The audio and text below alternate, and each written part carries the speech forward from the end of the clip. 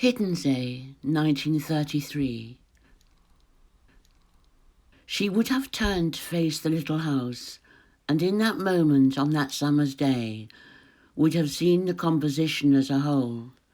Thin curtains flapping at the windows, the shingle roof casting its crenellated shadow on the whitewashed wall, with deep-set rustic doors, the leaves of the sweet chestnut almost black against the sky, the tin bath, laundry bucket and washboard, broom draped with a cloth like a turbaned socialite, slippers propped on the step, the bicycle lying where it fell, familiar characters in a children's story conversing on the cobbles and rough grass.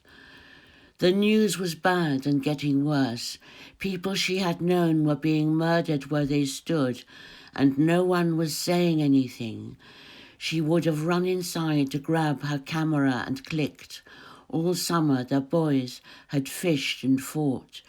Soon she would be packing up and leaving home for good.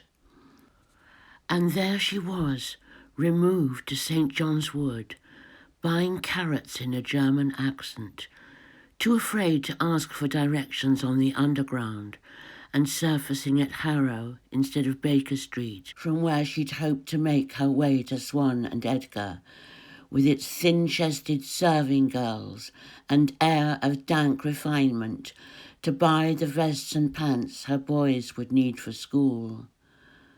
She thought of Wertheim's on Leipziger Platz, where women arm in arm decided what to spend their husbands' money on, its palmy tea rooms where they would while away the afternoon, exchanging indiscretions with their friends. The wide imperial sweep of Regent's Park, Arctic bare, was nothing like the garlanded footpaths of the Tiergarten, students French kissing under the linden trees, and she was no longer the smooth-skinned, idealistic woman she had been, posing in shorts, leaning on a shrimping net, or kneeling like a soulful mermaid on the sand, before a time would come when she'd forget her soul. Farewell, great Herodotus and Homer. Farewell, Pindar, Apuleius and his golden ass, her study, her distinction, and her pride.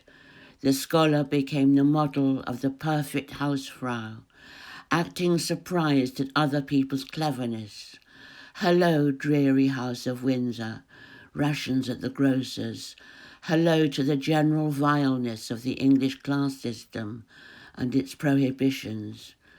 She collected English sayings and would deliver them apropos of nothing, in an arched declamatory tone, even acquiring their shadow versions, so that is he or isn't he became is he or is he. Hearing her foreignness, I cringed as children cringe.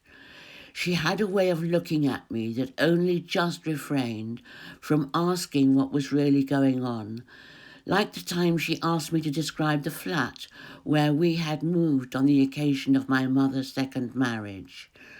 I explained that instead of doors, each room was connected to the other by a ladder and a chute, with small openings at ceiling level, and that is how we moved about. And when she next was speaking to my mother, asked her to elaborate.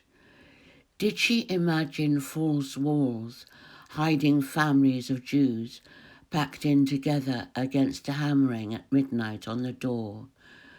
What was really going on was that I resisted her desire to form a picture of what this new life of mine was like.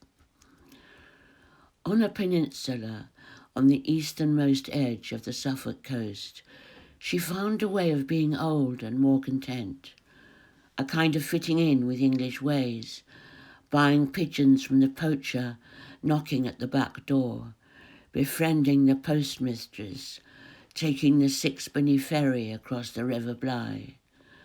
The swaying grass, the long flat shore, reminded her of Hiddensee, the old house, the floorboards gritty with sand, sodden swimsuits flung down, the imperious demands of sons, cobbling together whatever was on hand to make a supper, going blissfully to bed after such a summer's day.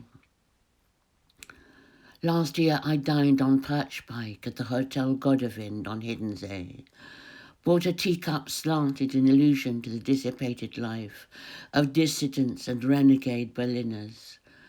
I watched migrating cranes stream overhead, admired a frieze of Jugendstil design, a flash of blue and yellow between the stunted pines, and trudged its heathland wastes among other slow-paced walkers, speaking in hushed tones.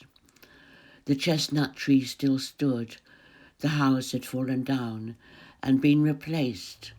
Everyone was living in the past. You may ask what was her weapon, and looking back I have this to say. The merciless filling of our stomachs with Kogelhupf, schnitzel, pancakes stuffed with sweetened curds, eels floating in a green broth, linzertort, serverlat, liverwurst, the eldest son's triumphant roadkill, hit by his three-wheeled Messerschmitt. Trespassers will be prosecuted, was the signpost she most loved to flout. She showed me how to stoop under barbed wire and dart among the shuddering beech trees, a white feather spiraling down into my open hand, to be threaded later by its quill, next to the jays, striped pink and black and blue, the speckled thrushes, the woodpeckers, the starlings, the ravens, the pheasants and the turtle doves, into the curtain in the kitchen window.